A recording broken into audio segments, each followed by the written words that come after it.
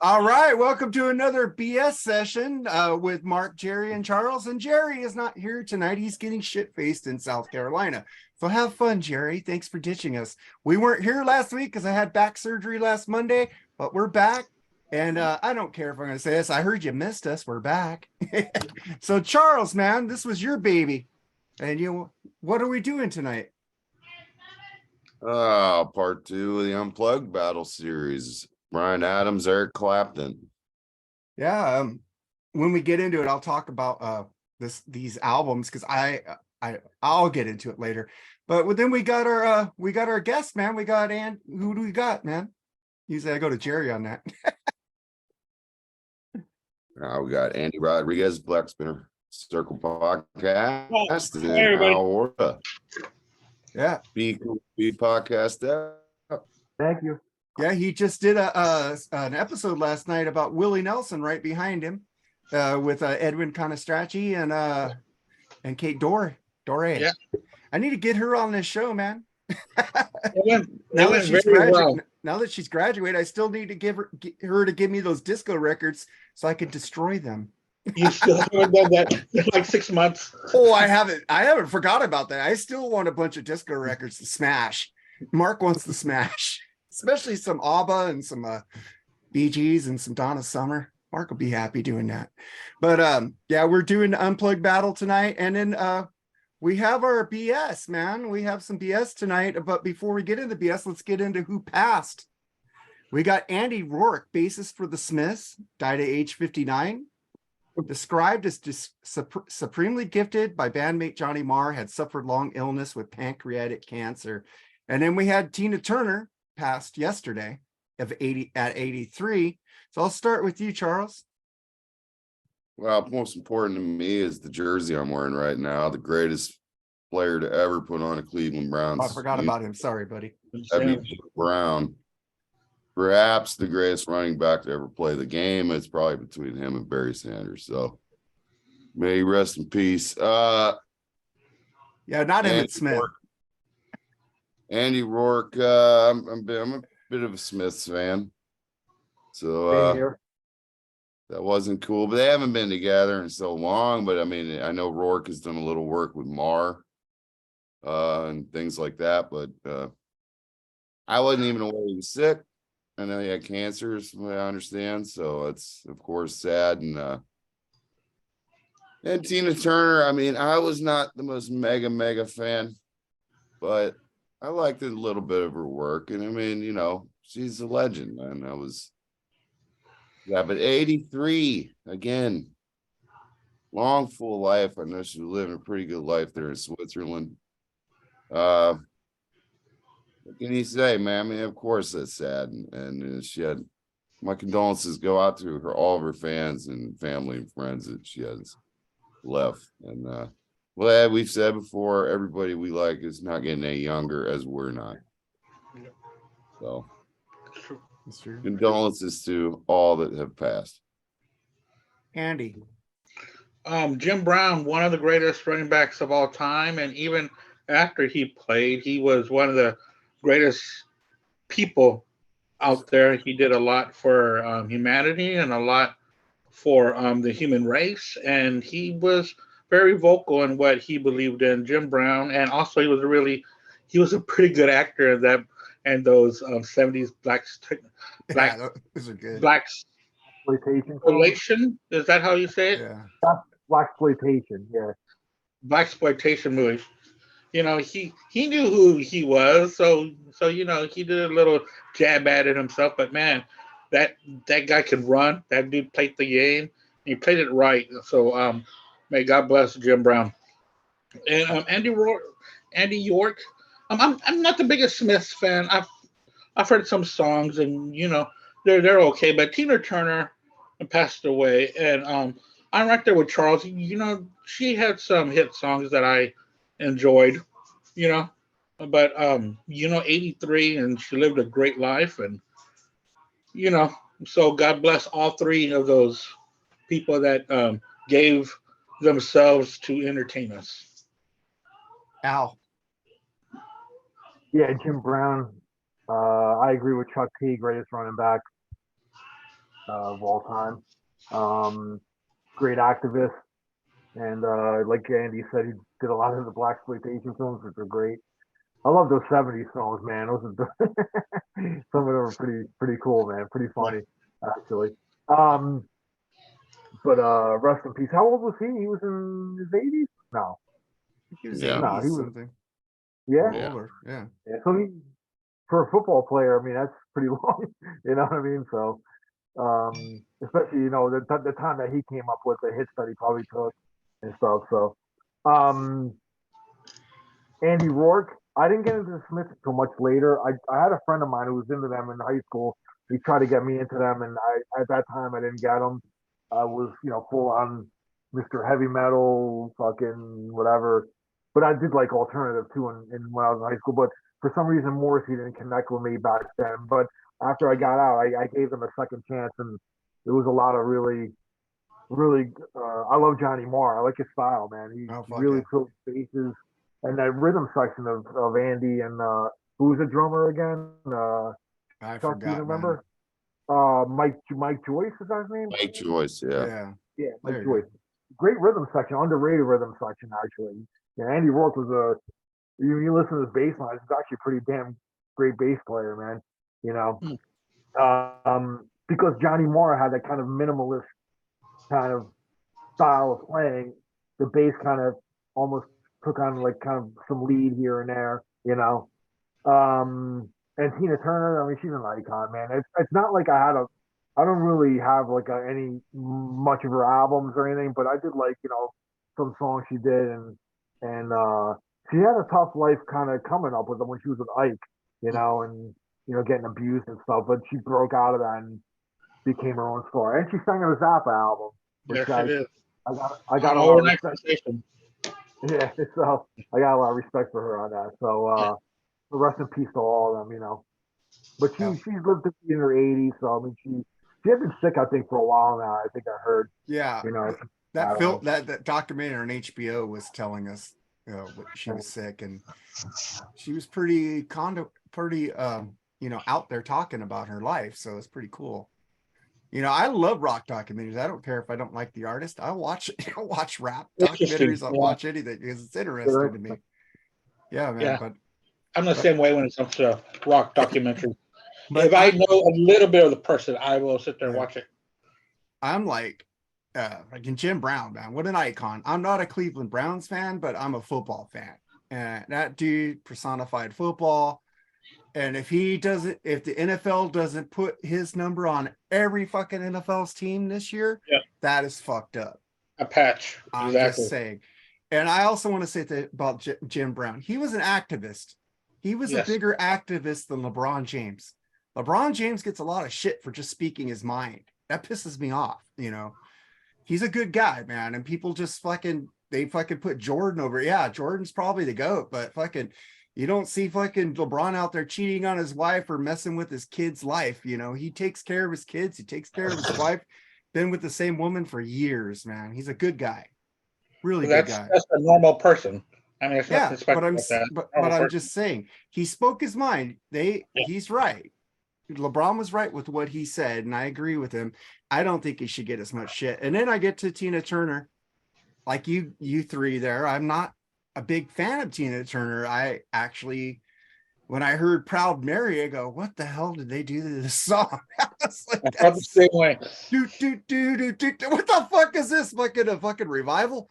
I go, oh God. See, and but that was a big song for them. Yeah, no, Tina Turner's good. I liked her in Thunderdome. She's a great actress. She's a good person. I just didn't get into her music, and I didn't like Private Dancer. I didn't like all that shit. The only song I liked by her was when she did It's Only Love with Bryan Adams.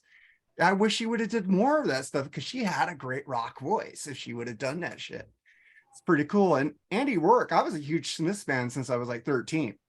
And this is pretty devastating to me. I love Andy Rourke. The Queen is Dead, man. Just listen to the song The Queen is Dead with the drums and the fucking bass. Just fucking amazing shit. And people just go off because Morrissey has that monotonous voice. I don't know why I like him because I don't like voices like that. But for some reason, him and Robert Smith, like sing to me. They have the weirdest voices ever. And I love The Cure. I loved fucking the Smiths, man. And condolences to all their families, man. No ill will, the dead. And fucking cool, man. I like it. I like them. They did a good job. And they did their job, man. And then we get to I got something. I don't know if you guys have any opinion on this. I know Charles does. I think you do. Andy, what do you think about this AI versus real music, Charles? I mean, I guess I can see why some people get worried about it. I would worry more about stuff that would take your job than I would music, but that's just my opinion. I find it fascinating, though. I do find it fascinating. But I'm not, I don't know. I'm really on the fence about it. But then, but to me, in the end, it's like, how's fighting technology working for everybody as we speak? So I don't think there's much you can do to stop it. It's just going to get more and more and more. I know it can be upsetting to some people, but I think it's all kind of a waste of time to try to go out and protest it or something. It's not going to stop.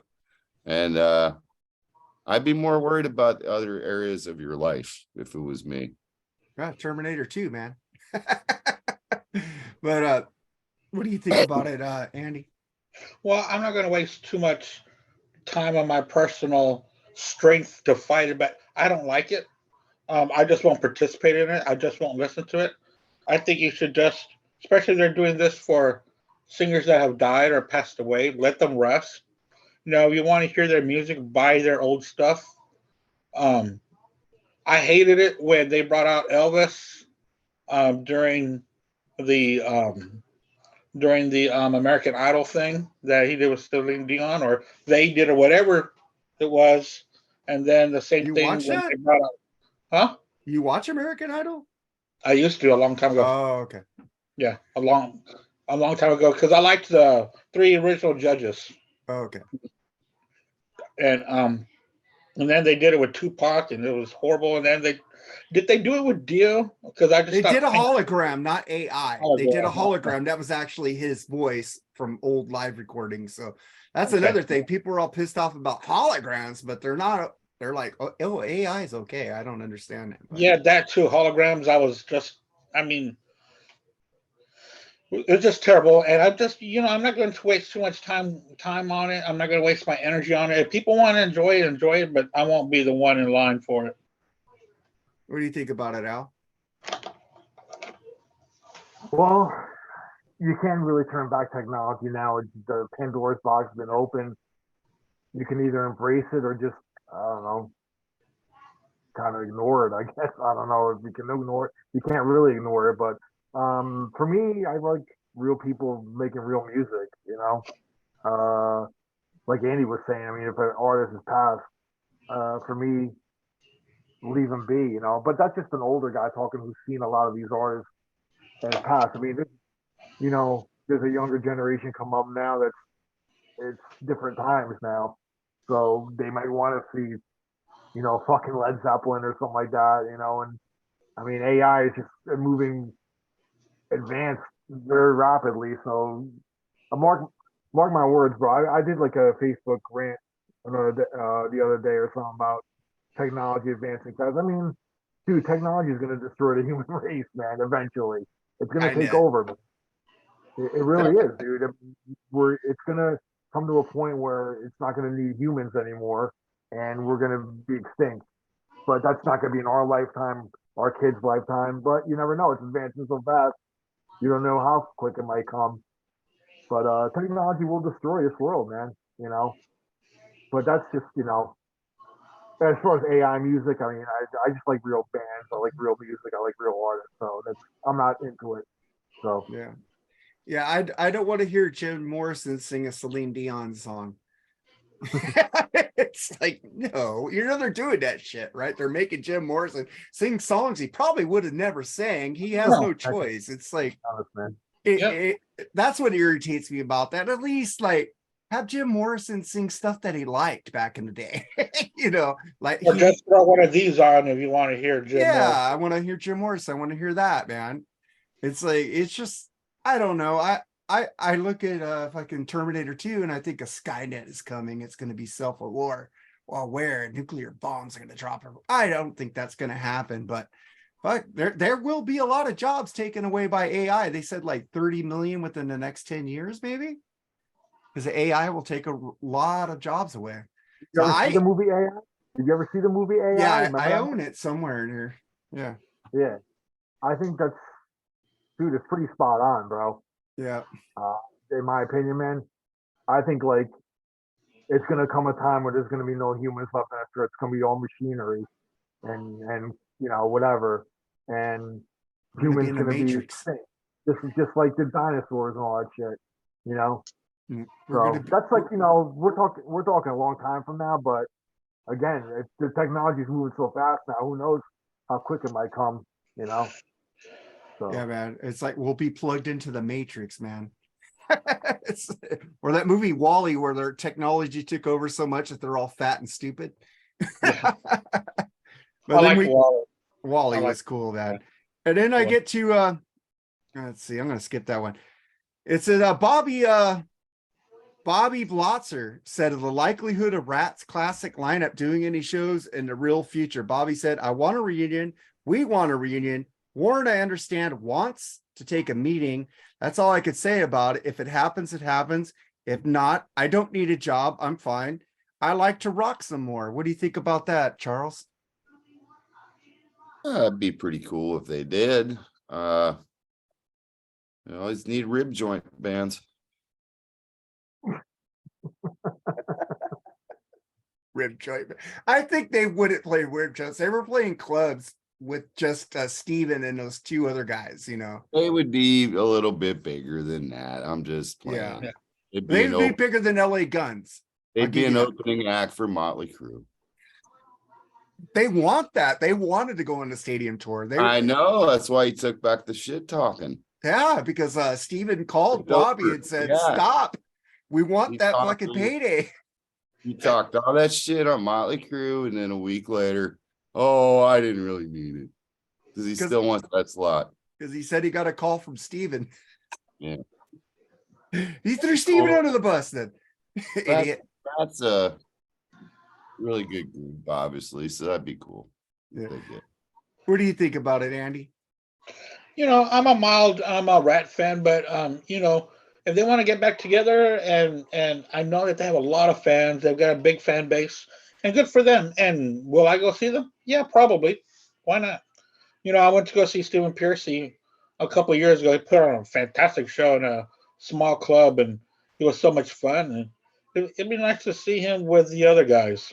So yeah, why not?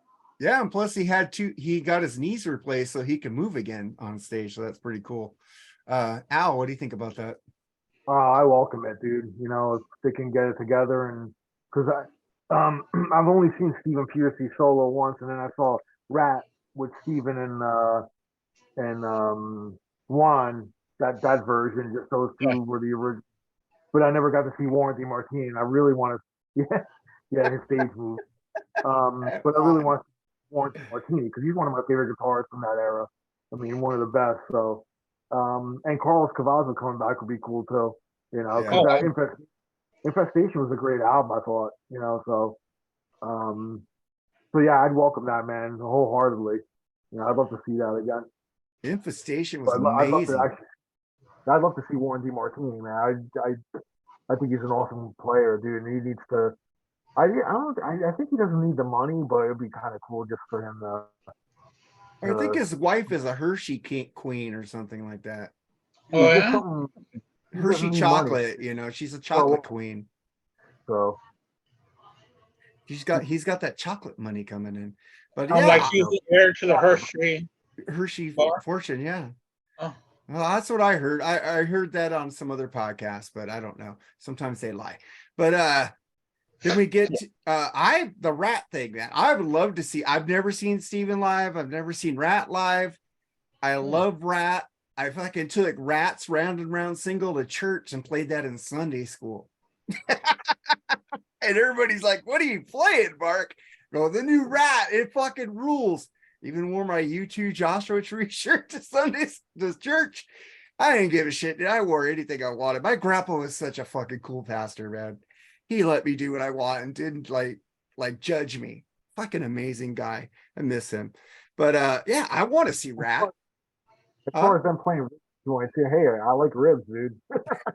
I'll go to a rib joint to see Rat. You know, fuck, I got tickets for Y&T for free, like you, Al. Because when I went to the Ace Frehley show, they made us buy dinner there. It's like you sit in tables that you get right at the stage. They bring us dinner. They didn't give me my dessert, and the fucking food was cold as fuck. And we told them it was cold. They didn't fucking fix it. So I called the manager. He gave me 4 comp tickets to Y&T in July. You gotta work the system, bro. Dude, I paid $60 for that meal. Yeah, I'm gonna get something out of that cold fucking meal. They make you buy it if you sit in a chair. So it's like, fuck, man. And then you got Y&T tickets. That's awesome, man. Fuck yeah, I got 3 friends who are already going. I already get, hey, we're going. I've never actually seen Y&T. I got videos up on the Freeform Rock Podcast YouTube page, so you check them out. They're a man. great band. Dude. Really I great band. never saw them. So. Dude, they're touring. You need to see them for day passes, man. Dave is still fucking amazing on stage. I know. You need He's to see the only them. original guy left there. Everybody else is cast in that band. They all died. It's like, I've never seen that. At least we got 2. Hey, I got tickets for Ringo Starr in September, all-star band. I mean, that's awesome. I've never seen them. Yeah. I told my wife about it and she bought them. I said, you bought them? She goes, yeah. And I go, right on. I didn't think she'd buy them. I just told her about them. Is it Steve Lucas are still in the band? And I need to look who's in there. I hope Joe Walsh is still in the band. I want to see Joe. I know the last time I saw Ringo, it was Steve Lukather,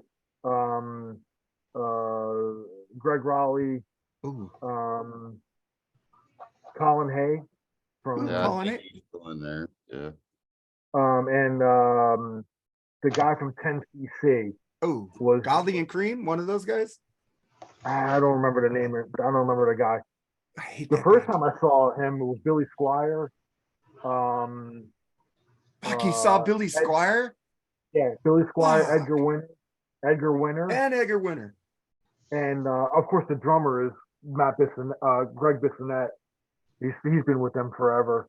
But yeah, that was kind of and it's still Colin Hay. I mean, Colin Hay's been with him fucking forever. I guess he's got nothing else to do. Oh fuck! I love the first Minute Work albums, and then they suck.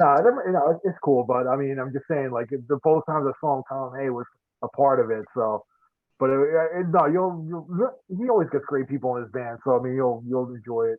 I just want to see Ringo before I die, man. I want to see him before he dies. He's what, 81? Is he 81 or something? I don't know, man. But dude, just think of Paul McCartney and Ringo Starr dying. What a fucking horrible day that will be, both of them. Well, even for the young kids, that'll be horrible for them. Then again, they've lived full lives too, man. And their music is on forever. Yeah.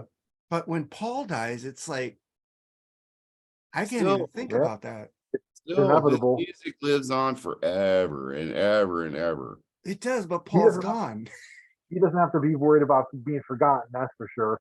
Oh no, dude. I'm worried about him dying now. So I'm like, damn. But and then we got some big news from the Foo Fighters camp. But the way I kind of watched that Rock This last night with Eddie Trunk and Jim Florentine and god damn it. What's the other guy's name?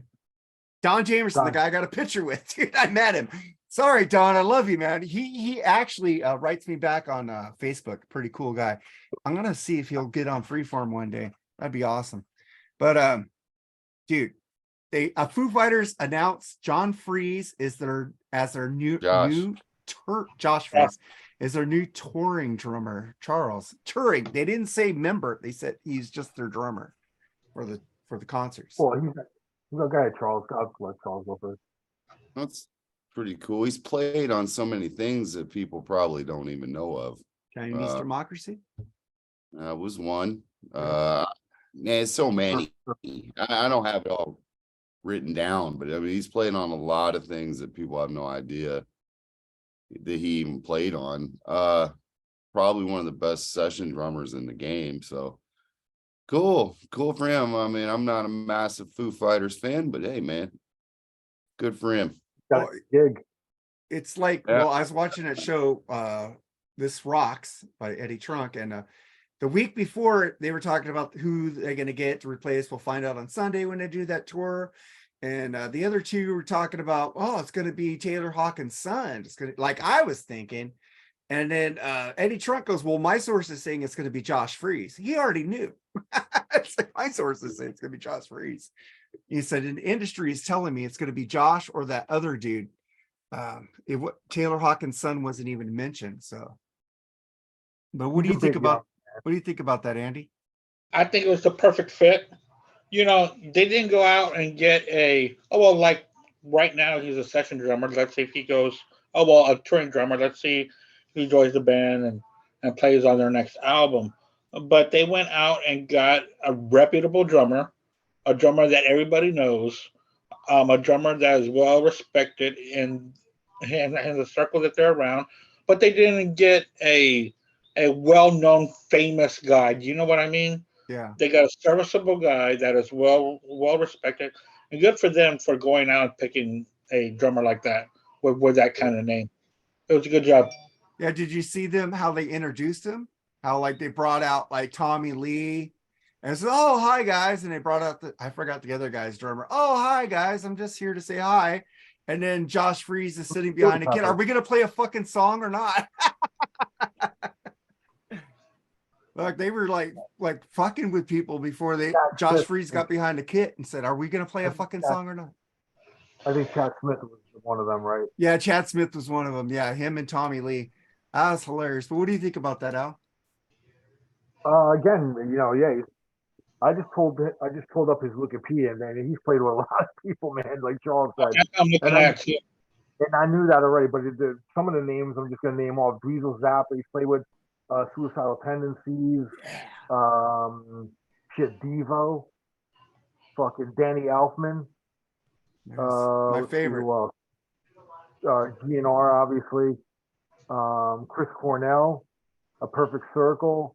Damn. Rob Zombie, Offspring. Let's see who else here. I like a lot of those bands. A Perfect Circle. He's in A Perfect Circle. Let's see who else here. Nine Inch Nails.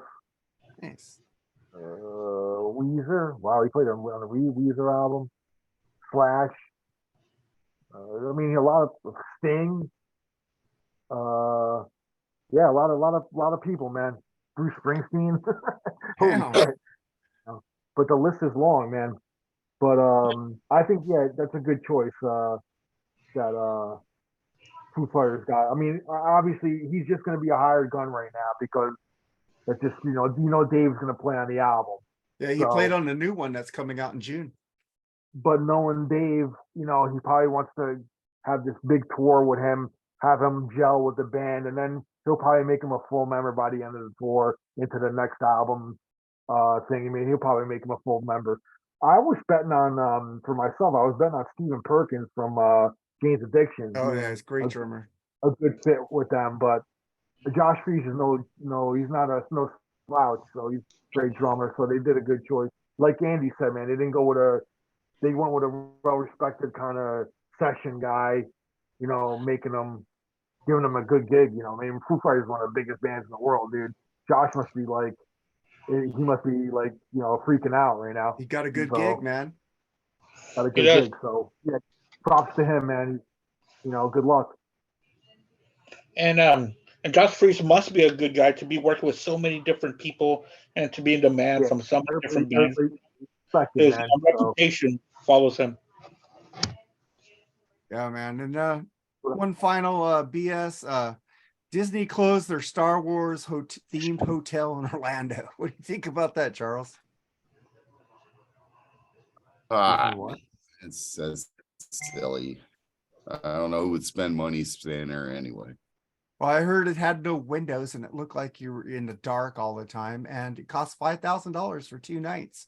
Yeah, no, I'd pass. Good What about you, Andy? down the road. I really didn't pay attention that much to Walt Disney or Star Wars. So that's, you know, What about you, Al?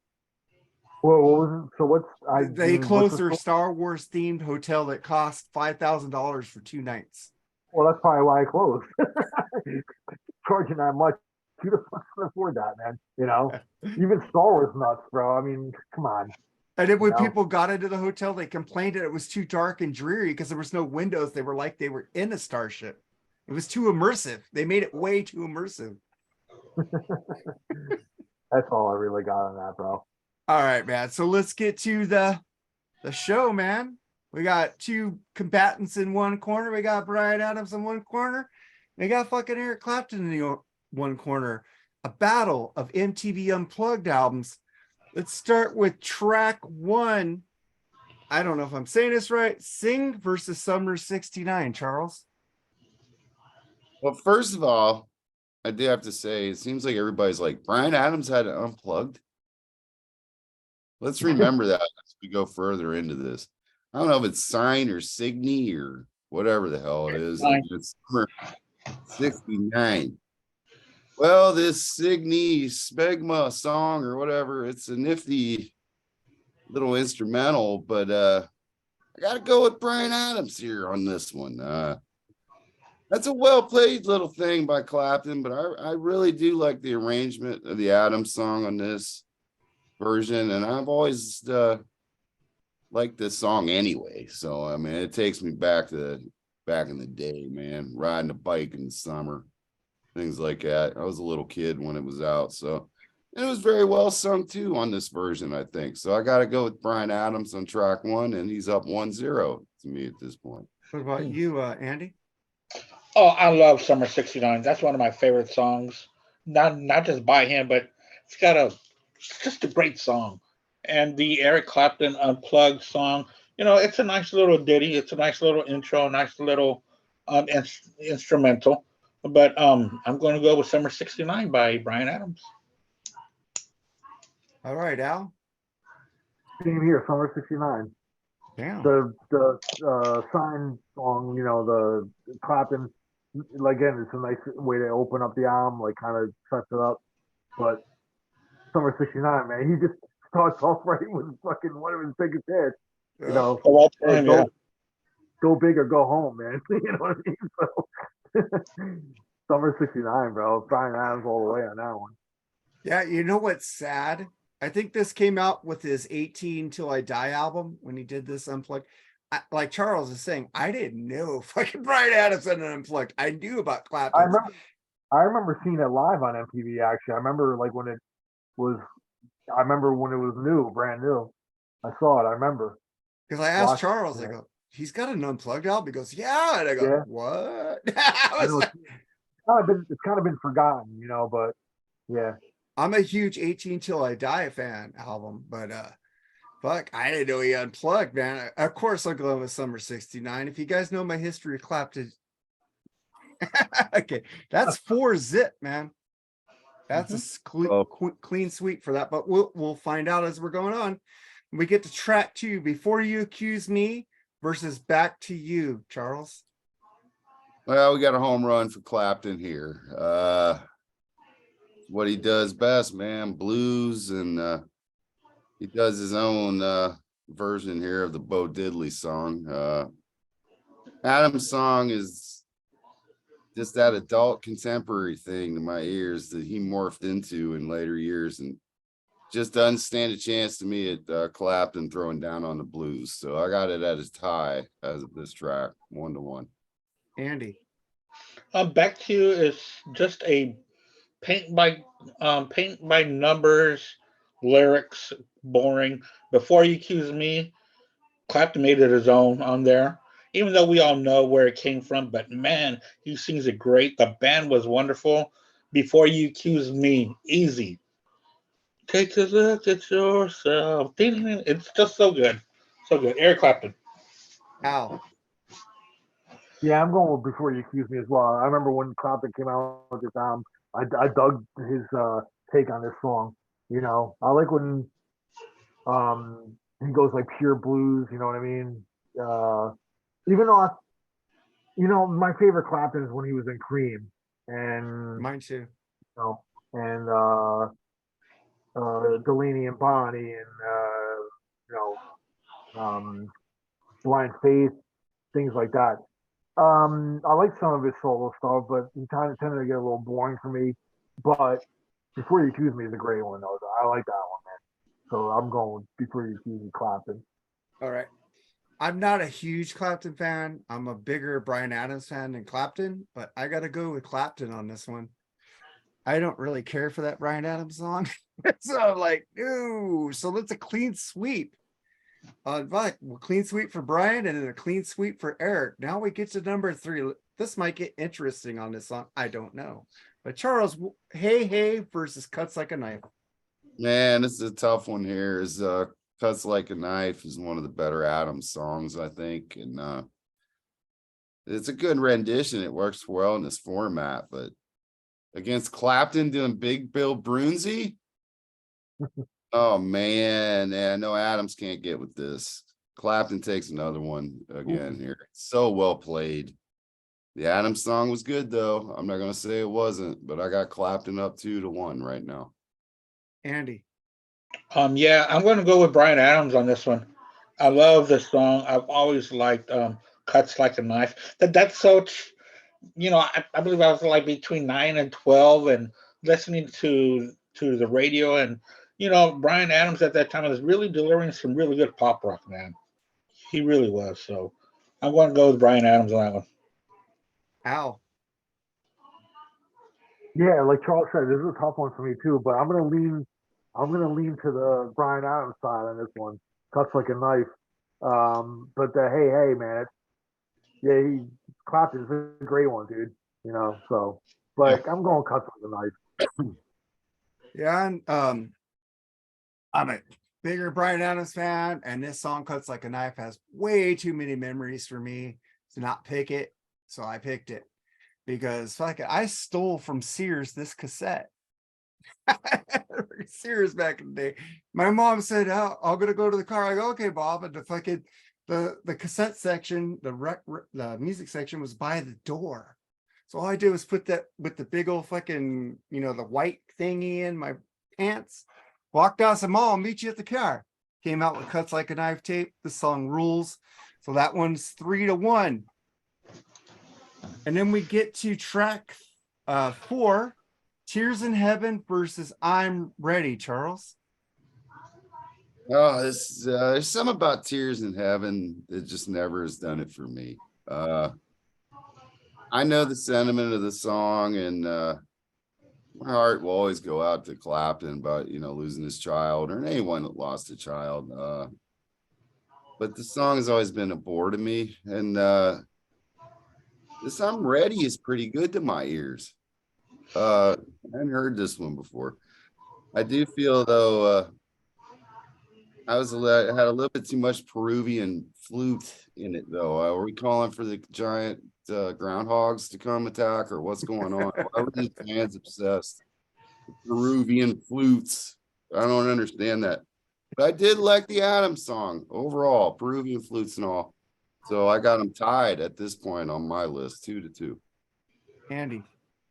Yeah, when Tears in Heaven first came out when I was a junior in high school, and I liked the song. I thought it was okay. It was a little boring, but then when they did the unplugged version, and then as I grew up, as I got older, I lost my dad when I was 5, and since then, ever since I finished high school, my father has been one of my best friends through spirit.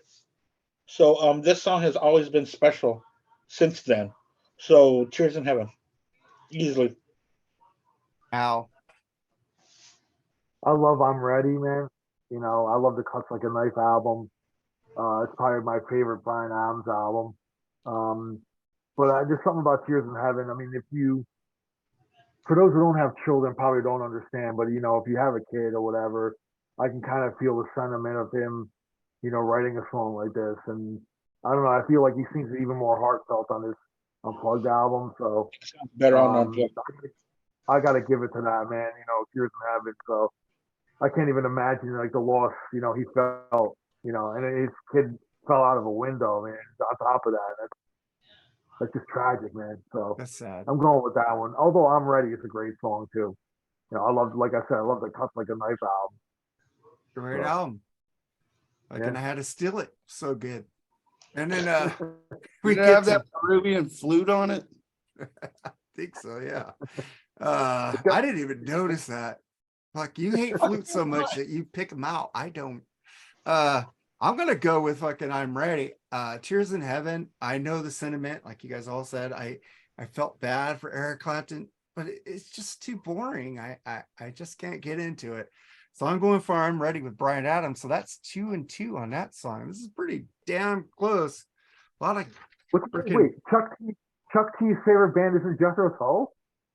No. Yeah, more flute, sir. Ah, but it's a heavy metal flute. Peruvian pan flute, especially. Bring it on, man. Sounds so awesome. Then we get to track 5, Lonely Stranger versus Fit Ya Good, Charles. Oh man, this Adams song is a fucking bore, man. Big time. Absolute snooze fest. The Clapton one isn't exactly a ball fire either, but it's got a little less doctor's office waiting room feel to it. I'll go with that one, man. That Tears in Heaven would beat this song. So I'm going with Clapton. At least it's got some soul and feel to it. So at this point, I got Clapton up 3-2. Andy. Yeah, I'm gonna.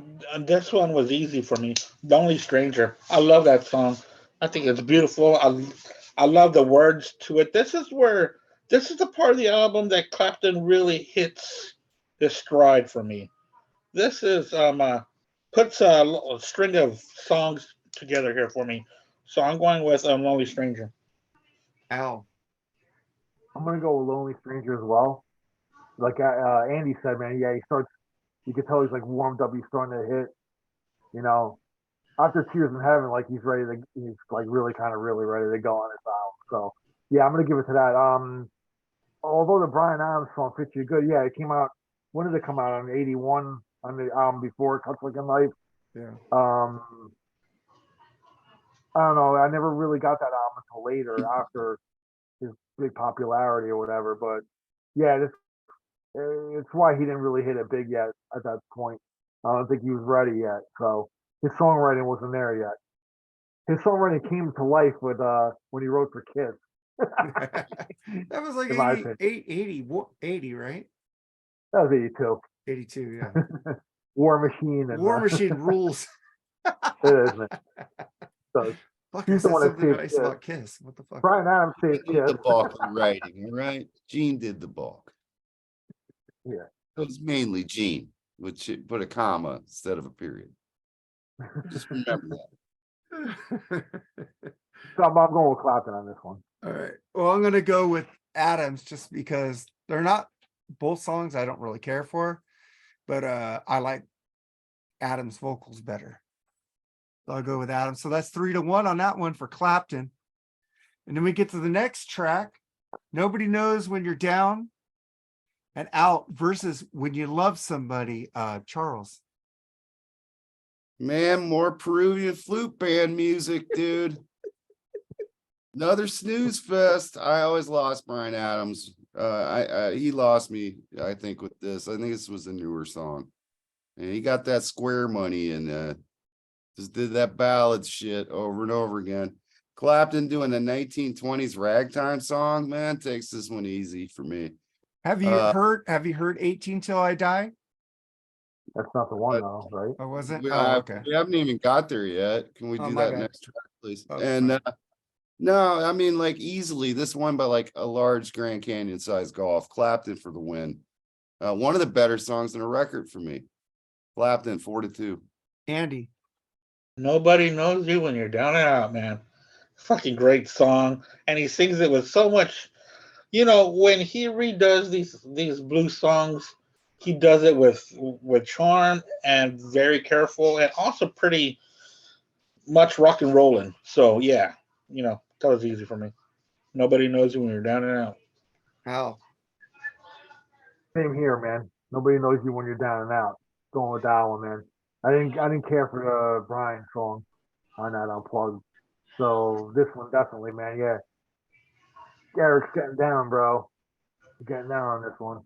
So Yeah, I agree with you guys. Eric is better. I do like the plugged in version of When You Love Somebody, but I'm taking Clapton on that. So clean sweep on that song. Clapton is probably leading right now. I haven't done the tallies. So then we get to the next song, Layla versus 18 Till I Die. Charles. Wow, this Adams song is incredibly lame. I guess it was from 96 and I totally don't remember, and I'm glad to not know it. It's a shame because I've always found this version of Layla to be boring. Like the Derek and the Dominoes version better by far. And MTV wore this video out too, man. Maybe that's another reason why I wasn't wild about Tears in Heaven too, because they wore it out, Oh, man. fuck yeah. But there's good news. I won't have to re-listen to Layla after this episode. Paula Abdul Unplugged though would have beat that Bryan Adams song. Oh my bad, so it's not that funny. I'm going with Clapton. He's up 5-2 on my list. Andy. I would have liked to hear Paula Abdul do Rush Unplugged. That'd be fantastic. Yeah, straight up. I'm telling you, she rules, man. That's why I watched American Idol for so long, was because of Paula Abdul. I loved the new rendition of Layla. Man, it was totally different from the Derek and the Dominoes, and I love Derek and the Dominoes. I think their one album that they did, Layla and Other Sort of Love Songs, it's one of my favorite albums of all time from beginning to end. And the way that he did Layla, it was completely different. And his guitar break on here, wonderful, wonderful. Easily, Eric Clapton with Layla. Oh yeah, and I was telling I found this one on Sunday, Derek and the Dominoes in concert. So I haven't played it yet, but I'm very excited to hear this. Cool. I got some stuff from my good friend William Toth, and well, that kind of derailed me from what I was going to be listening to. And Al. I'm going with Layla on this one. I didn't really dig the Bryan Adams song. Of course, I like the Derek and the Dominoes version better, but it's kind of cool that he kind of. I think doing the fast version acoustically probably wouldn't have worked anyway. So it's kind of cool that he did the rearrangement of this. So you might find it boring or whatever. I don't know. I found it pretty interesting. I liked it. Again, but Chuck T was saying, fucking MTV wore that ground that thing into the ground, man. You know what I mean? It's like every time you fucking turn on MTV every hour, they're playing either this shit or Tears in Heaven. So, I got kind of bored of it real quick. But I think it beats the Bryan Adams song, so I'm going with Clapton. Yeah, I'm going to go for Clapton too. Even though I do like the album 18 Till I Die, and I love that song 18 Till I Die. And you know what? The only thing that looks good on me is you guys. I'm just joking. That's a song from 18 Till I Die. I like that fucking album, dude. It's fucking a fun rock album. But I'll go Layla here because it's a far superior song, and I love the original so much. I've got to give it to the acoustical version, even though I probably would just listen to the Derek and the Dominoes version. Well, yeah. Yeah. Well, yeah, I have my choice, of course. Yeah, by choice. And then we get to track 8, Running on Faith versus I Think About You, Charles. I hear maybe a little bit of something on this Adams song, but in the front yard. it was another new one, right? Yeah, it's another new one. Ellie's outside. I think Adams was pushing these songs a little too hard on this album. It's scary. But I'm gonna have to go Clapton for the win again here, man. It's better sung and better played. Man, this one's getting nasty. I got Clapton up 6-2. Andy. Oh wow. Love Running on Faith. Just a great song. He sings it with so much passion. I was telling Al earlier this week that this isn't really unfair. This is very unfair. But yeah, I'm going with running off face easily. Okay, Al. Running on face for me as well. Um, yeah, I understand that Bryan Adams is 18 Till I Die was the newest album, so he was pushing that album maybe a little too much though. I mean, if you like the album, that's great, dude. I mean, honestly, I never even really gave the album a chance. I never really listened to it, so I don't know if it's good or not. But Well, it's hearing really these good. songs, hearing these songs on the Unplugged, though, I mean, are not giving me that much faith on it. So, um, but I'll go with the Clapton on this one, man. All right, man. And yeah, I like this song too, but I'm going with Clapton. Fuck, Bryan Adams is getting Wow, skunked the last 3 months, man. It's like 0-0-0. I bet Mark is I know Jerry think I was just gonna pick all Bryan Adams. Hey Jerry, you're wrong. And then we get to the next track, which is Walking Blues versus I Wanna Be Bad, You Gotta Be Good. Let's slash Let's Make a Night to Remember. Start with you, Charles. Oh well, man. Wow, dude. Adam's doing a blues song there. Kinda that he wrote versus Clapton doing blues standard by the old blues artist Sunhouse. Adams don't do too bad here, and sings it really good. He's combined 2 songs into one there, and second half is better than the first, I think. Still can't beat Clapton doing a blues cover though. This was way more like it from Adams though, and I would recommend to others maybe to hear it from this record. It wasn't too bad to me, but Clapton still. So Clapton 6, Adams 2. Andy. When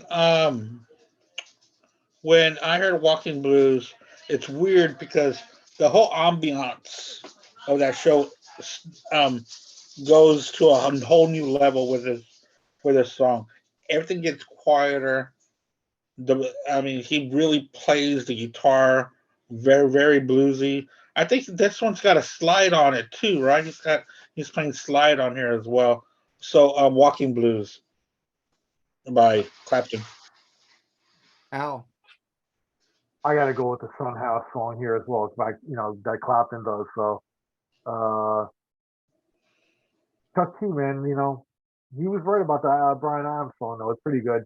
I thought it was pretty good, man. On the On the Unplugged. back. Didn't hear the original one though, so I don't know how the original is. So is it 2 new songs they combined or something, or what is it, I think Mark? so. I think he combined them. They're both off of that newer album. 18 Till I Die. Yeah. Yeah, okay. All right. But I gotta go Clapton though still. All right, I'm gonna go with Bryan Adams because I fucking love the songs and they put them both together and it was amazing. And I do the Eric Clapton's okay, but he gets a little on my nerves. I like early 80s Clapton to 90s, and then I'm done. Except with Cream and Blind Faith and Derek and the Dominoes. I like him better in bands than I do solo. So I'm going Bryan Adams on that one. And then we get to the next one, Alberta versus The Only Thing That Looks Good on Me Is You, Charles. Sadly, man, I've always thought this Adams song is corny, and the Unplugged version makes it extra corny with butter. Damn shame, because this dude wrote War Machine, man. Clapton doing a Lead Belly cover against a crappy to order pop song that the Canadian government has apologized on numerous occasions for. I'm not exactly floored by the Clapton song either. He had a chance here, but it's better than that Bryan Adams drivel here. Clapton 7, Adams 2. Dang, Andy. I love the scuffle of Alberta. I think it's fantastic. He sings it so good. Alberta, Alberta, where you been so long? So easy. Clapton on that one, Alberta. I don't even like the title of that Bryan Adams song. Oh, It's horrible. ow. I'm going Clapton too. I mean, that Bryan Adams song just bothers me. Sorry, dude. It's creepy, man. Now- It's I fun. like Brian. It's a fucking Uh, sex song. Fucking Christine 16. Yeah, It fucking dude. creep you out. Yeah, Jeez. that's a creep. Yeah. She's only 17 by Winger. Did creep me out. Okay, whatever. He's talking about a girl he's already in a fucking relationship with. All I right, don't go know ahead, Al. that. It might be a woman he met at a store that day. I don't know. Yeah, maybe he thinks it's like a sports jacket or something. You know what I mean? I don't know, bro. He might be singing about like, you know, being a sports I jacket. don't know. I just Man. make it a point to make a point. I probably had But, no point. So, But yeah, Clapton, man. You know? all right. I'm gonna go for the cheesy song. I do like Nine Armed Def Leppard. Surprise, So surprise, surprise. and Firehouse. Yeah. So I'm going for the only thing that looks good on me is you. I fucking love that song. It's a fucking fun fucking party song, man. It's Vinnie Vincent's sports jacket that Oh he's wearing. God. And then we get to track Oh, 11. think about it. Think about the sports jacket that Vinnie Vincent wears nowadays, and then they were both on the Creatures of the Night album together. Hey, you never know, bro. Oh shit. Well, Vinnie Vincent did announce his new singer. Uh, So the album is probably coming out and watch. You know what? I think 50% of you guys are gonna like it.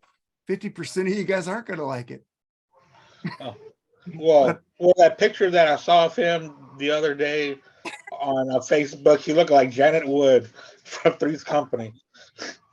don't People been saying- don't insult Joyce DeWitt like that. I know, right? man. Yeah, Joyce DeWitt. Thank you, Joyce DeWitt. I couldn't Choice think of to it. win. And then we Yeah, it get would.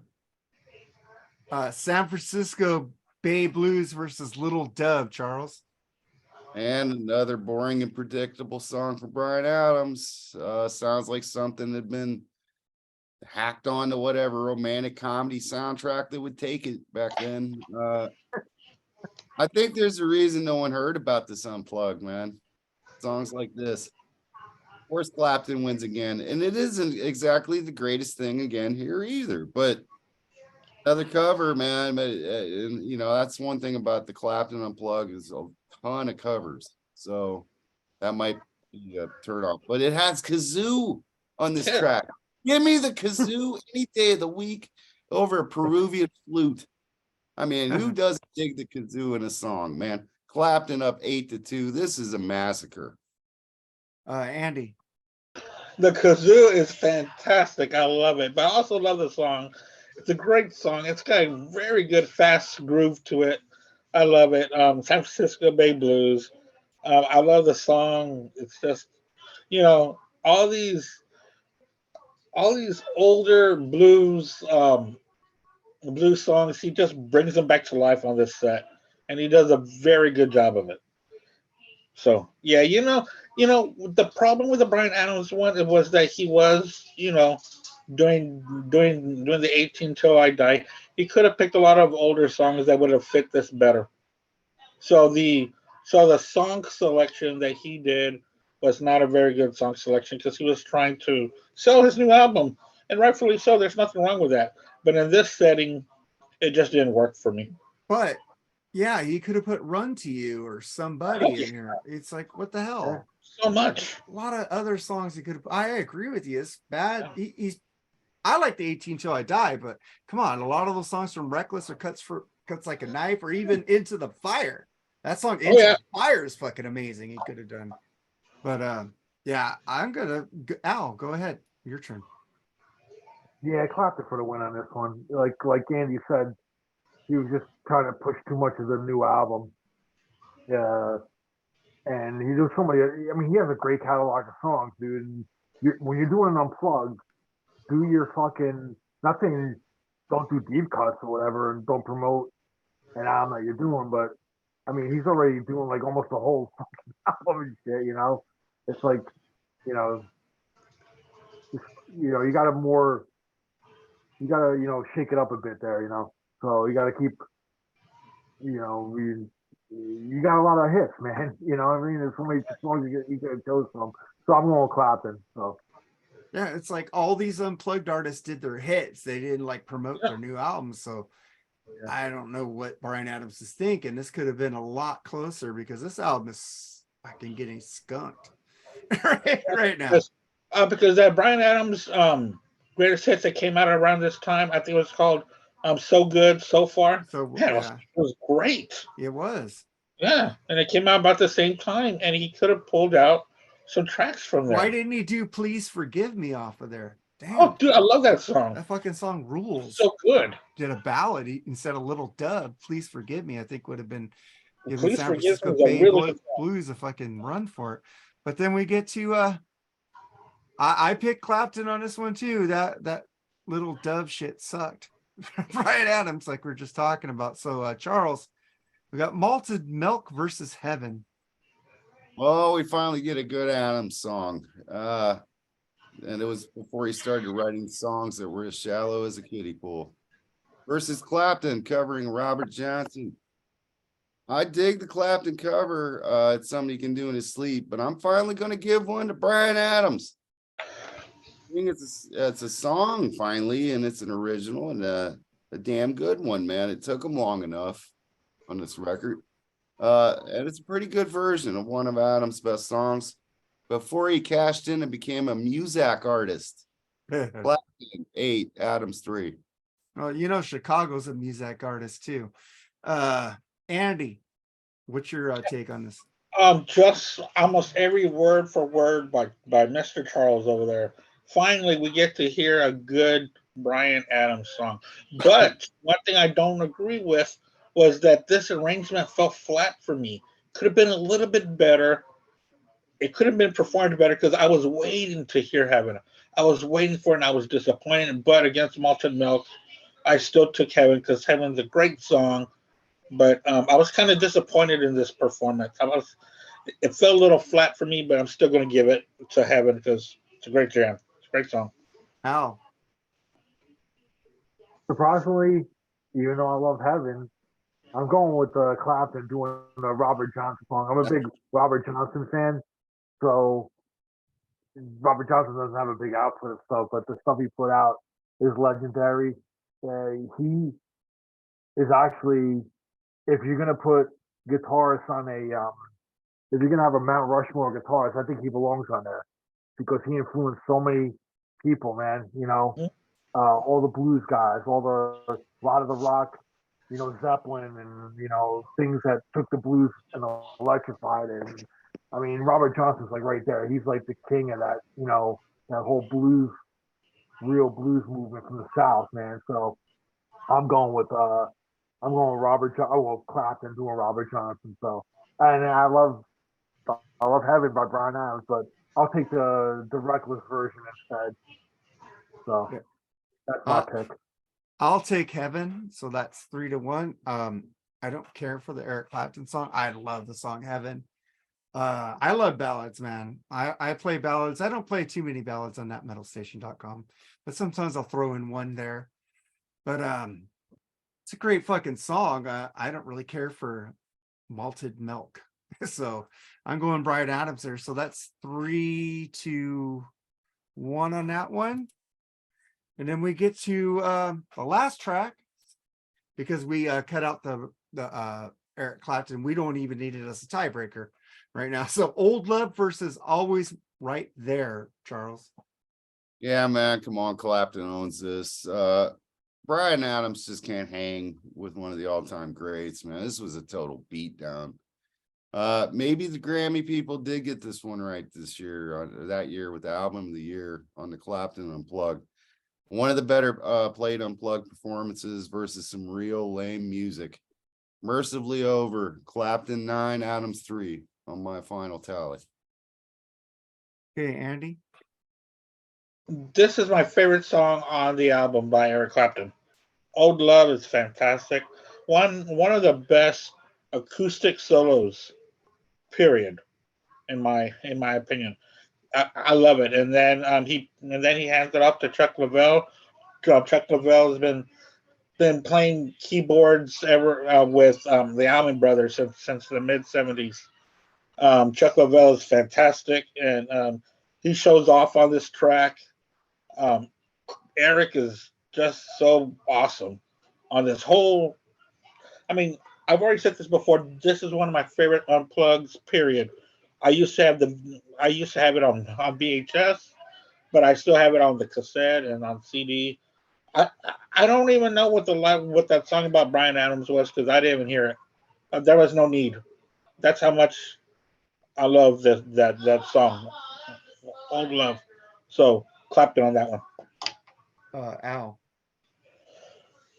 Yeah, I gotta go with Old Love as well, the Clapton song. Again, Bryan Adams is pushing his latest album on here, and there's too many songs for that album. And so I'm going Clapton on this one, man. Nothing really much else needs to be said. I think Clapton overall, the Clapton Unplugged is way better, man. You know, as you can obviously see by the song choices. Yeah, the song choices killed Bryan Adams. Yeah.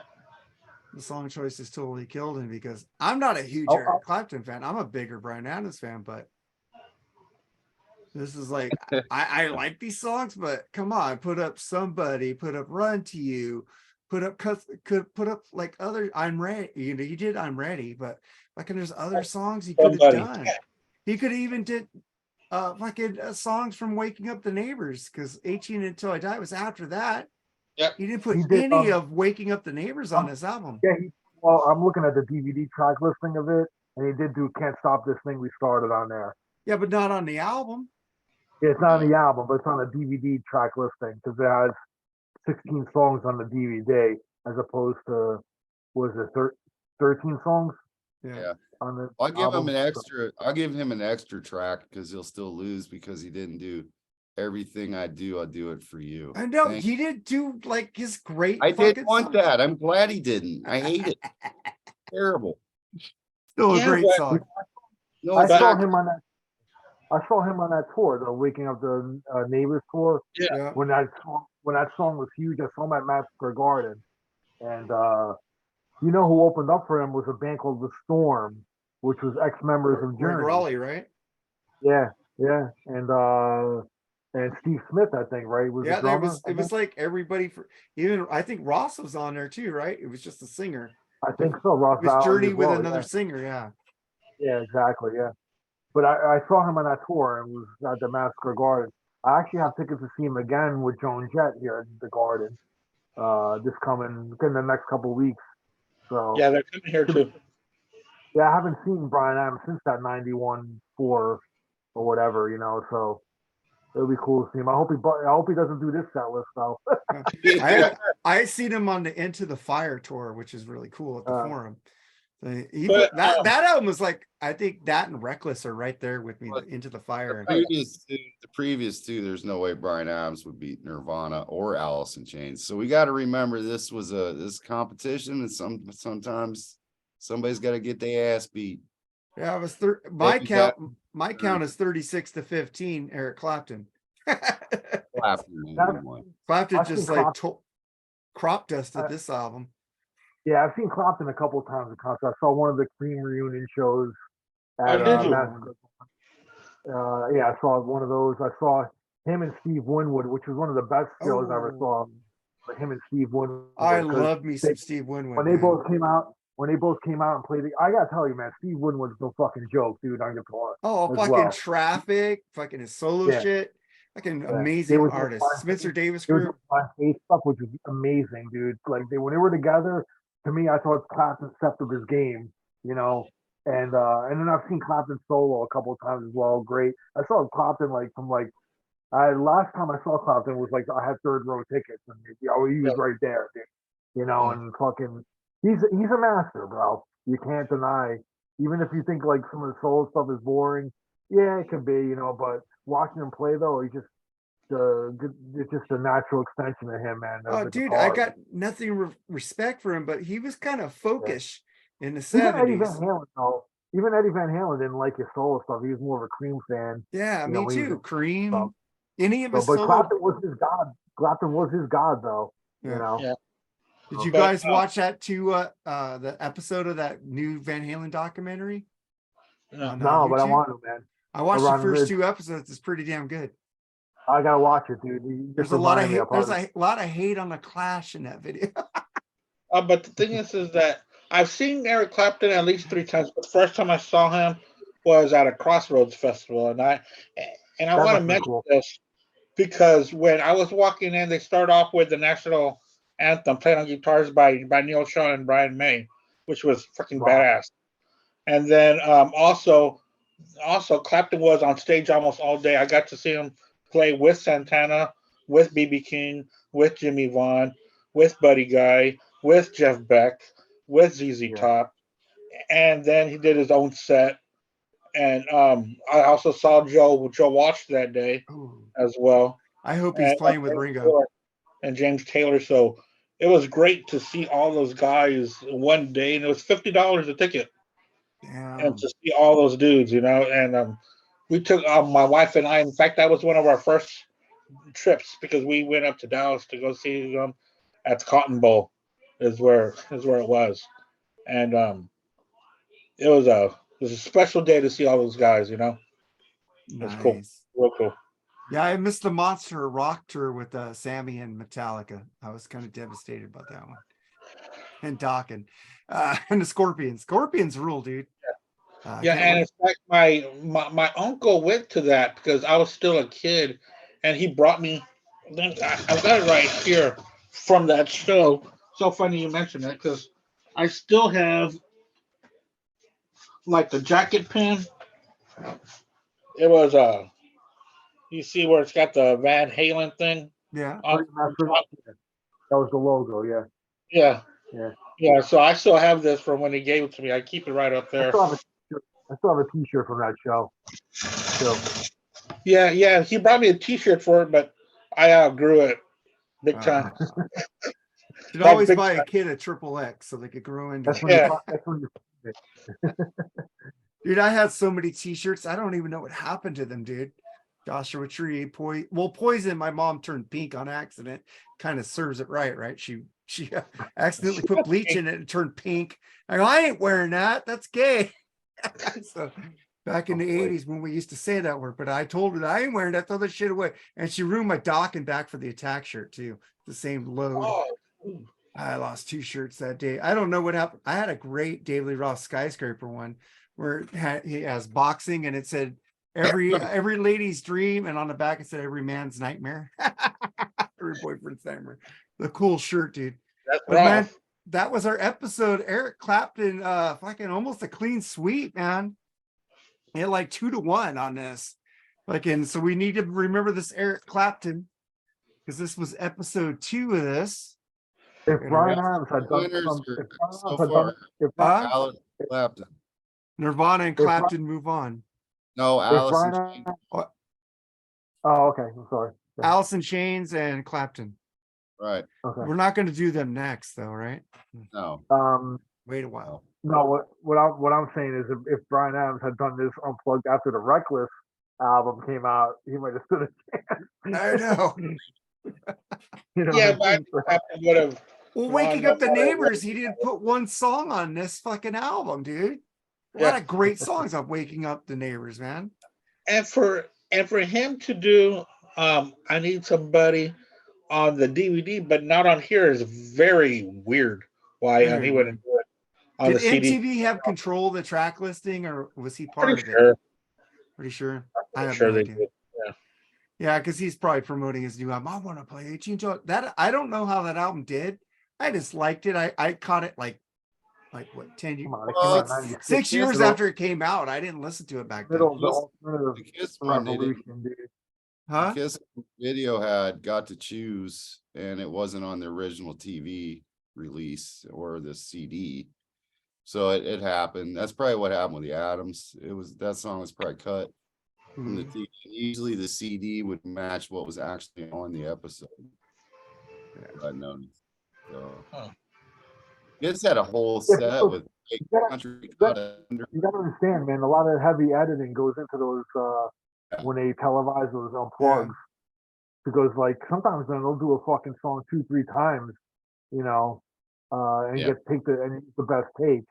So those shows might actually run 2 to 3 hours, dude. You know, those unplugged shows, but they whittle it down to like an hour or whatever. So, you know, inevitably a lot of shit's gonna get cut.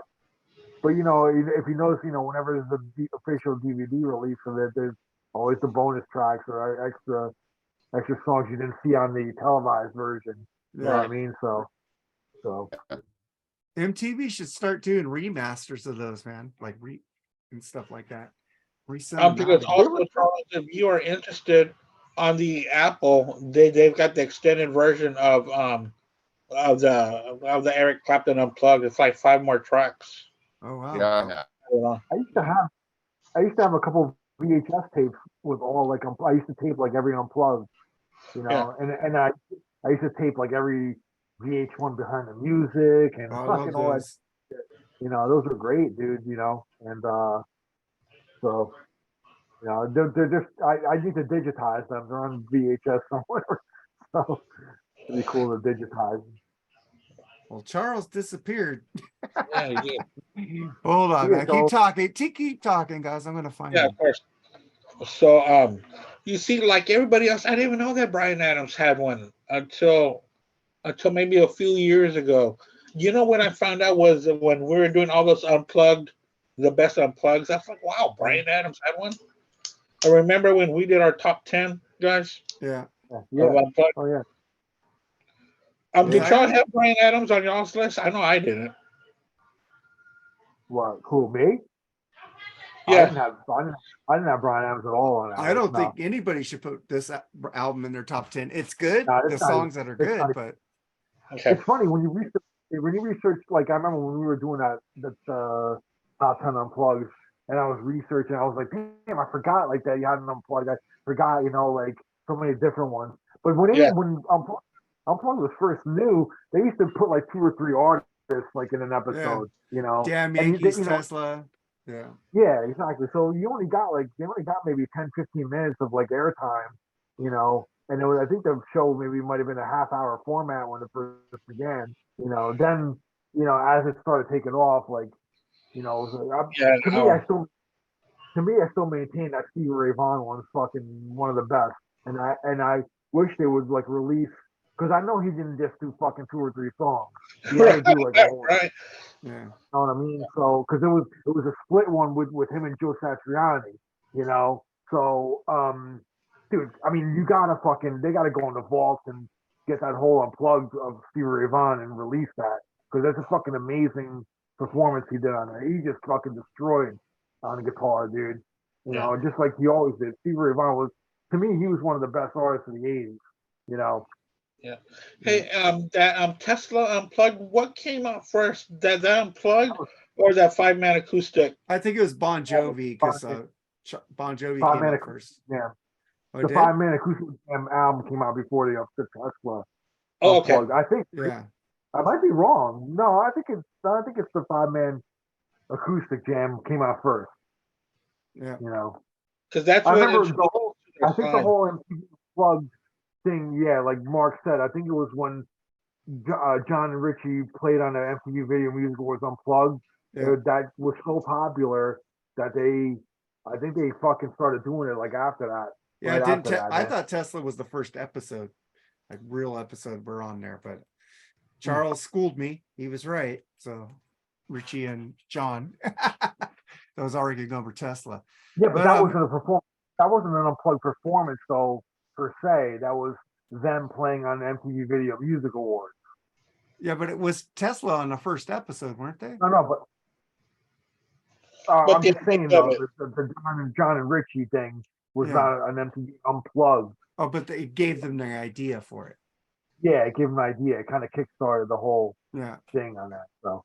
Man, I used to love to watch the MTV Music Awards. Dude, the performance was like fucking horrible. Yeah. I don't even know those people anymore. Shit. But Squeeze was on the debut of MTV Unplugged, and it's somebody else. I remember. Who was on the first one? Squeeze. Who? On the official episode, Squeeze. Pulling muscles. Squeeze. Oh yeah, I know Squeeze. Tempted's a great song. It might have been Smithereens, I think.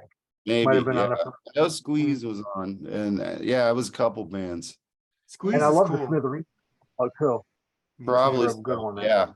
But you remember Smithereens. I remember Squeeze because pulling muscles from a shell song. How about Yeah. Tempted? You didn't know Tempted with Paul Carrick singing? Yeah, I know it, but they only played it on the commercial. Uh, Like Paul pulling- Carrick is a very underrated singer. He was in Mike and the Mechanics. He sang Mechanics. Silent Running, dude. Silent Running is a fucking amazing song. People make And, fun of Mike and the Mechanics, but they're a great band, man. First I two know. albums, awesome. Yeah, I think Paul Carrick was smooth on those albums. Yeah. And smooth, Fucking, man. Can you Good. hear me? Can you hear me running? I can Yep. just love that fucking song, man. But that was our episode, MTV Unplugged Battle number deuce.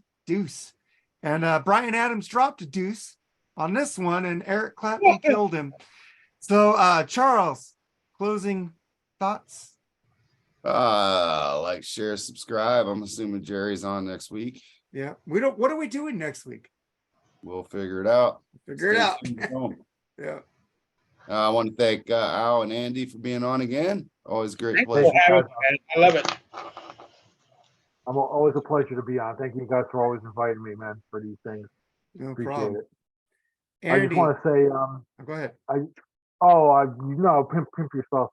Yeah, I'm gonna tell Andy to pimp his stuff. Oh yeah. This coming Tuesday. I'm not night, predictable now. God damn, I got to change. It's going to be on Wednesday. It's going to be on Tuesday this week, not on Wednesday. We're doing One and Done by Black Sabbath. We're going to go by each Black Sabbath album and pick just one song off of each album. We're going to do all of them, even the Martin era albums, and all the way to 13. So I'm excited for that. That's gonna be a 5-hour episode. I know, because I've got a big panel for that show, so we're gonna see what happens. You should have just did like start with the Ozzy, go to the Dio, and then I don't know. Do it a two-parter. All the way. You know how I like to do it. We did that with Rush, there's a and we didn't Keel get the demo live on albums. there too. Huh? Get the Keel demo. The Keo demo. So that's what I got going on next week. That sounds like a great episode, man. Al, what do you got? Well, I just want to say, Andy, I might as well just tell you now, I'm not gonna be able to make that episode. I'm Okay. even gonna be driving down to Florida. Like I'm leaving. When are you doing it on Tuesday? You said? On a Tuesday, yeah. Yeah, I'm actually gearing up. This weekend is I'm gearing up and taking a lot of. We're gonna be driving down to Florida Okay. next week, Tuesday night, and we just closed on our house today, so it's official. I'm a homeowner in Florida. Hey, look Nice. about that. Awesome. So we'll be driving down. We're taking a U-Haul. I'm towing one of my vehicles to leave down there, and then flying back up. But that's gonna be this weekend's gonna be just a weekend. It's not gonna be a fun Memorial Day weekend. Yeah. Packing stuff and things like that. But I'm not leaving good. Jersey just yet. Coming back up, and then I just want to say let's not forget about what this coming weekend's all about. And almost let's have a party, have barbecues and all that. But just remember what the real reason Memorial Day weekend's about for people who lost their lives for this country and our freedom. So let's not forget that. All right. So that's my weekend. Going to be packing shit and taking a drive. Cross country, man. Wow. Yeah. So Wow. it's like when people say Happy Memorial Day, you're like, huh? Why is it happy? Just celebrate the people that have died for this country, man. It's not a happy day. It's kind of somber. Yeah. You guys are out having your Bud Lights or whatever. Just remember. I don't like Bud Light. Bud Light sucks. Drink IPAs and whiskey.